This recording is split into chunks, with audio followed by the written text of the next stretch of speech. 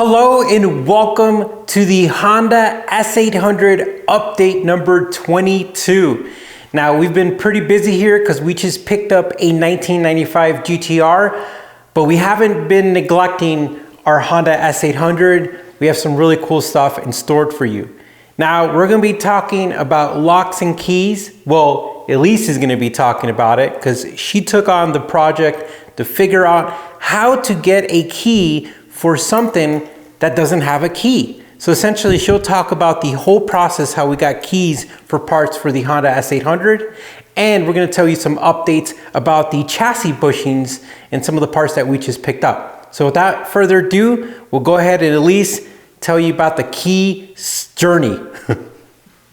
So our S800 arrived with just one key and it only works for the ignition. So we didn't have keys for the fuel cap, for the trunk, or for the doors. And we decided we needed to probably get keys so that we could put fuel in the vehicle and also so that we could, secure things in the trunk. So we decided to start with those.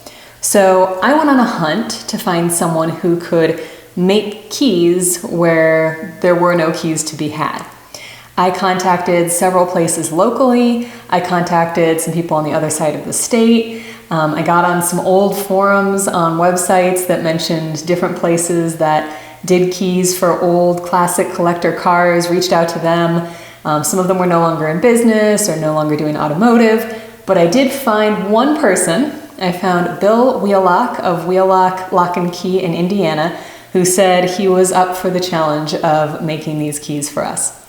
So got it all packaged up, sent him off the fuel cap and this trunk lock. And once he got it, he said, I can see what I need to get. It's going to take me a little while to find the right blanks, so the blank keys. And he said, I'll let you know when I've got them. He got a hold of the blank keys, got them fitted, and sent them back to us. And they work, which is really, really awesome. And he did it for a really great price, which was fantastic. He labeled them. Both of these say gas on them, so we can't get confused about that. And these are for the trunk. So he sent us a few so that hopefully we don't have to get any replaced again anytime soon because we've got backups.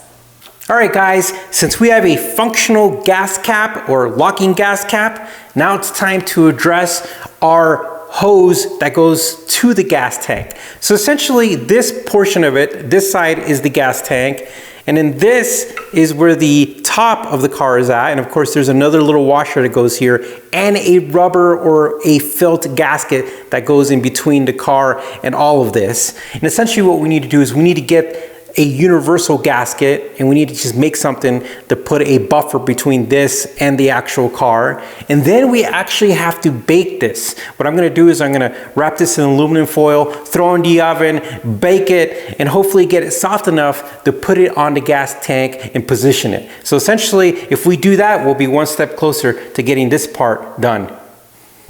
Okay, so we're actually gonna continue talking about the chassis bushings and hardware. So if you remember, we ordered from Mr. Otterman from Germany some brand new bushings and bolts to get the body attached to the chassis.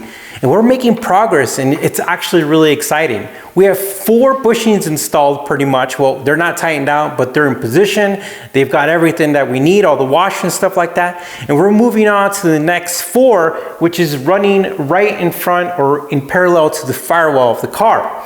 So after Elise did her due diligence and saw what we're missing, for the next 4 bushings, we were missing washers and the nylon locking nuts. So what I did today actually is I ran around and Napa came through and we found the nylon washers that we're looking for. Also, while we were digging through all our bags of hardware, we found the associated washers that go with the bushings. So we're gonna show you right here in this table how everything goes, and then we're gonna show you underneath the car how it goes so you guys have an idea of what we're doing.